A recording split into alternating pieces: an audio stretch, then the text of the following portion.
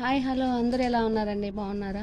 నేనైతే ఈరోజు బెల్లం పొంగల్ చేస్తున్నానండి. దీనికి పెసరపప్పు బాగా కడిగి నీళ్ళన్నీ వంచేసేవాలి. పప్పులో నీళ్ళే ఉండకూడదు.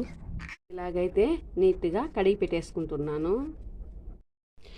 అదేలాగా కొద్దిగా బియ్యం తీసుకొని ఈ బియ్యం కూడా నీట్గా కడిగి పెట్టేసుకుంటున్నాను. ఇలా బియ్యం కూడా బాగా కడిగి నీళ్ళన్నీ వంచి పెట్టుకునేసాను.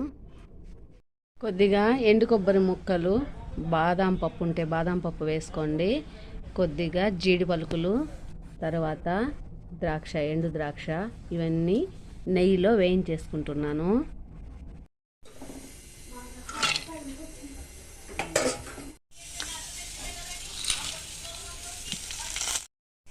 అంతే, రెడీ అయిపోయేసాయి. ఇలా వేగినటివన్నీ ఒక ప్లేట్లోకి తీసేసుకుంటున్నాను. ఇప్పుడు అదే నెయ్యిలో కొద్దిగా కడిగి పెట్టుకున్న పెసరపప్పు వేసి వేయించాలి.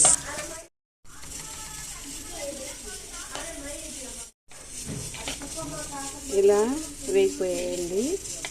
ఇప్పుడు ముందుగా కడిగి పెట్టుకున్న ఈ బియ్యం వేసుకున్నాను. పెసరపప్పు కొద్దిగా ఎక్కువసేపు వేగాలి. బియ్యం కొద్దిగా వేగితే చాలు, అంతే. ఇప్పుడు కుక్కర్లో పాలు పోసుకున్నాను. ఈ ప్రసాదం అయితే కుక్కర్లోనే చేయాలి, అప్పుడే టేస్ట్ బాగుంటుంది.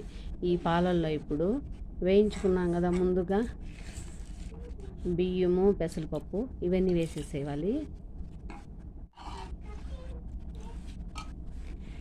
ఇప్పుడు మూత పెట్టేసి ఒక 3 విజిల్ వరకు రానియాలండి. ఒక పాత్రలోకి కొద్దిగా నీళ్ళు తీసుకొని బెల్లం అండి, ఈ బెల్లం వేసి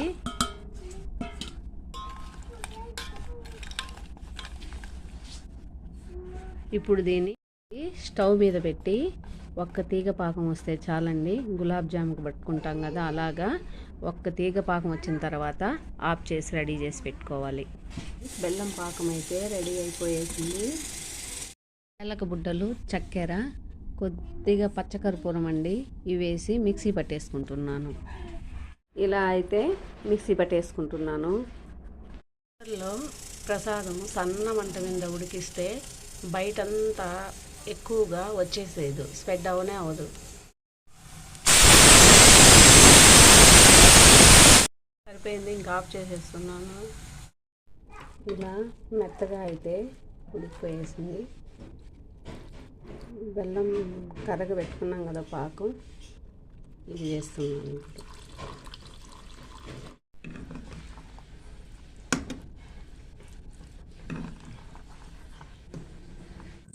మిక్సీ పట్టుకున్న ఏలక్కాయలు పొడి వేసేసేయాలండి.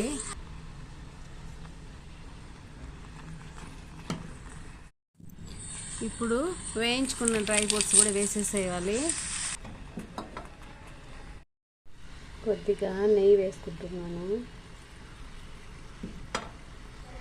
సరే, బెల్లం పొంగల్ అయితే టేస్టీగా రెడీ అయిపోయేసిందండి. మీరు కూడా ఇలా తయారు చేసుకొని ఎలా ఉందో కామెంట్ బాక్స్లో తెలియజేయండి.